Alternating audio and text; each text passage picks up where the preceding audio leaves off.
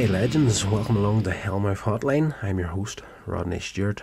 This episode we're getting into the Hammer collection once more with a little movie called The Nanny. Brilliant little film. As with the majority of the movies within the Hammer box set, a lot of them are slow burns, and this one is no exception. But fantastic movie, and one I really enjoyed. So let's get into the episode now, and we'll cover it a bit more in detail in there. Before we do that, please forgive the next part of the podcast. Most of these Hammer reviews are basically audio stripped from an old YouTube video, so a lot of these were back in the day before I got as comfortable on camera as I am these days. So, please forgive the humming and hawing that probably happens in that, because a lot of them I was trying to read off scripts, and yes, I didn't just translate that well to screen. So bear with me. I can only get better.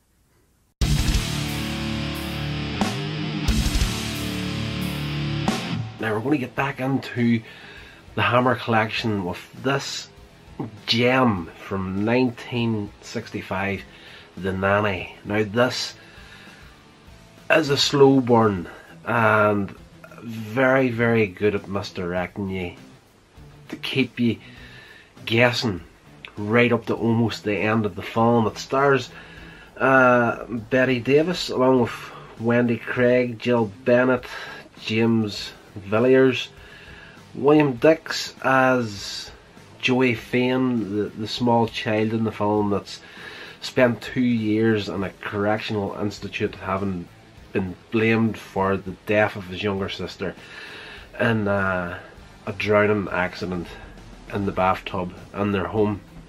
So when he gets back out, the people that are running the institute have said that they couldn't help him whatsoever.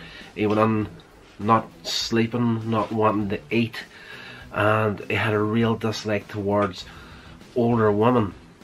So when he came back out, Bette Davis as the nanny takes an instant dislike to her, and throughout the film she is the picture of the perfect nanny, and she's been in service of the family for years. She looked after the kid's mother and sister as when they were children, so she's been entwined into this family for a heck of a long time. But throughout the movie there's different times where the nanny is trying to get through to the son, and he's forever going against her, and things start going wrong in the family home, and the child is getting the blame for it again, as in he hasn't gotten over whatever put him into the institute in the first place. All we know is at the beginning there's an accident, the younger sister dies, drowns in the bath. He got the blame for it, and when things start going wrong once again, the first person that's people get suspicious of is the young son. So as we go through the movie, he interacts with a young girl that lives above them in another flat, and let me just put my phone on silent. And as he's explaining to her everything that's going on, his mother gets poisoned at one point in the film, goes into the hospital. An aunt comes to look after her. She's got heart problems. She falls asleep on the couch and is awoken by the child, the young boy, screaming that the nanny tried to kill him. He's like wrapped up in a towel and water's running off him, and through waking her up she takes a minor heart attack, And it's a brilliant film at misdirecting you for when he's describing things to the girl upstairs, what's happening, and the way he says it, it sounds so unbelievable that it can't be true. We get a couple of flashback sequences where he explains what happens, or what happened whenever the sister died in the bathtub and what the nanny did, and it sounds completely far out there. But later on in the movie, when we finally start to get the real story, the real juice behind what's going on in the film, we again get that same story but from the perspective of the nanny, and you figure out what has happened. And like, I'm not going to hide anything. This is like completely full of spoilers. Like, the nanny is responsible for what happened, but in the way it happens and the way it sets it up, everything that drove her, they just explain her as a sick woman. At the end of the film, there's we discover that she once had a child of her own, and her child died in childbirth, and she wasn't there to help her. She was a illegitimate child. The nanny had given her away, and she then discovers through a random phone call that her daughter has died in a botched abortion attempt. So this happens on the same day that the child died in the house, the younger sister of the kid. The nanny comes back home, and at this point the girl, we don't know, it doesn't reveal it. It's beautiful in the way that it's done concerning the death of the young girl. The nanny completely accidental killing of the young girl. We don't see it, but the girl fell into the empty bathtub trying to retrieve her doll, and the nanny comes back from the meeting finding out that her own daughter has just died, and she comes in to get the two kids their bath ready. So she just walks into the bath and the curtains is closed across it, and she just reaches in and turns the tap on. So we don't know at that stage if the young girl was just knocked unconscious or she was dead. They put it down to a drowning accident, but they never really confirm that it was an actual drowning. Like, she could have been dead before the water was filled up.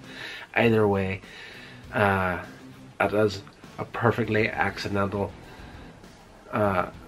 situation that the nanny finds herself in this film. But at that point she kind of has a bit of a snap and tries to cover her tracks, and then of course in present day, whenever the son comes back from the institute and he's still claiming that she's responsible, it's almost like, you know, trying to cover her tracks sort of thing. So by the end of the movie she does actually attempt to kill the young boy again, and he has himself barricaded into his bedroom. His mother is still in hospital from the food poison, or the poisoning from earlier on. The aunt at this stage is dead from another heart attack, and the nanny brought that on. This is when we find out what happened, what actually really did happen, and the nanny refuses to give her heart medication, and opens up and tells her everything but what happened with her own daughter and everything, and that's where we find out basically where the straw that broke the camel's back as far as the nanny is concerned. So by the end of the movie, the nanny has gotten into the room.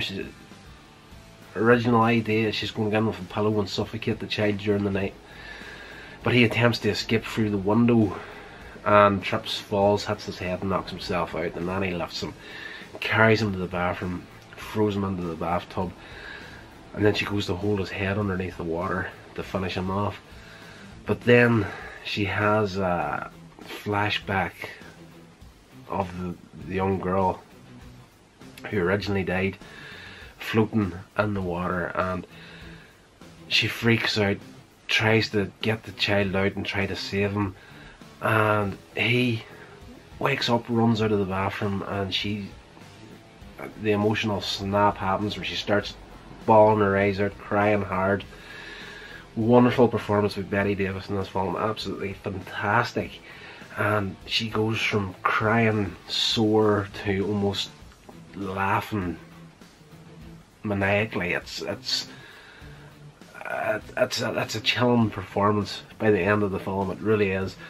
So that's pretty much where the film wraps up. And you know, the child's reunited with his mother in hospital, and she knows now that he was telling the truth all along. And yes, it's just kind of where the film wraps itself up. But that's a slow burn at the start. But in saying it being a slow burn, by no means is it a waste of time checking this film out. It is actually paced perfectly for the story that it's telling, and I found that with both She yesterday and this film. They're just old school films. It's just like, you're not going to be getting the same breakneck pace that you're normally used to in more modern films, but from 1965, you know, it's perfectly done. It's a really good film. I can't praise this one high enough. I wasn't expecting this one to be quite as good as it was. As I said yesterday when I originally was looking through the box set, like, you know, the way you look at movie titles and covers and art for the movies, and something kind of jumps out at you and you're like, I really want to see this. So far in the first two films that wasn't the case with me. I was just like, oh, I can kind of leave She and The Nanny. I was kind of, part of me was thinking, oh, let's just skip over this movie and go on to the next one, because we're getting into some really good stuff after this one. But I'm really genuinely glad that I sat down to check this film out. And yes, once again, like with She, yesterday's video, these two movies alone have paid for the entire box set. I really did enjoy this film. This has been a production of Coins Edge Media. Check out my social media links in the show notes. Thank you so much for listening.